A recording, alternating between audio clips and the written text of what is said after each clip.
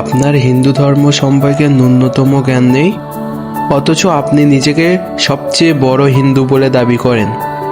ইসলামে কোরআন হাদিসের সম্পর্কে আপনার জিরো নলেজ, অথচ আপনি নিজেকে সবচেয়ে বড় মুসলিম বলে দাবি করেন। আমি সেই সাধুদেরকে ঘৃণা করি, যেই সাধুরা নিজে অলসতার জন্যে দিনের পর দিন মন্দিরে মন্দিরে গাঁজা খেয়ে নিজেকে অনেক বড় শিবভক্ত প্রমাণ করে।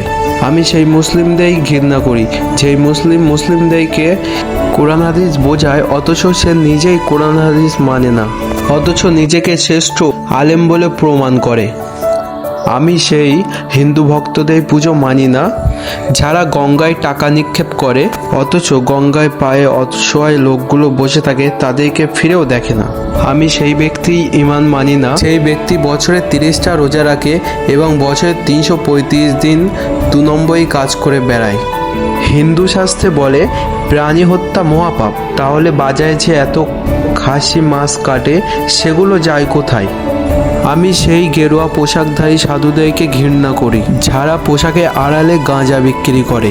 আমি সেই আলেমদেরকে ঘৃণা করি, যেই আলেম দাড়ি টুপি আড়ালে অবৈধ ব্যবসা করে।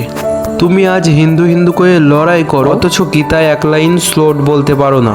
তুমি আজ মুসলিম করে জিহাদ করো, অথচ কোরআনে একটা আয়াত শোনাতে পারো না।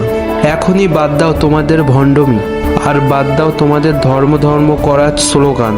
যার ধর্ম সম্পর্কে পরিষ্কার জ্ঞান রয়েছে, তারা কখনো ধর্ম করে লড়াই করে না, কারণ হিন্দু ধর্মের কোনো শাস্ত্রে বলা হয়নি যে অন্য ধর্মের মানুষদেরকে অত্যাচার করো। যেখানে ইসলাম গুরু মুহাম্মদ সাল্লাল্লাহু আলাইহি ওয়াসাল্লাম নিজেই বলে গেছেন, যে ব্যক্তি কোনো অমুসলিম নাগরিককে অন্যায়ভাবে কষ্ট দেয়, আমি কিয়ামতের দিন তার পক্ষ থেকে অভিযোগ করব। যারা ধর্ম করে যুদ্ধ করে, তারা আসলে ধর্মই বোঝে না, আর যারা ধর্ম বোঝে তারা কখনো ধর্ম নিয়ে যুদ্ধ করে না। ভিডিওটি ভালো লাগলে লাইক করবেন এবং আরেকজনকে দেখার সুযোগ করে দেবেন। ধন্যবাদ, ভালো থাকবেন।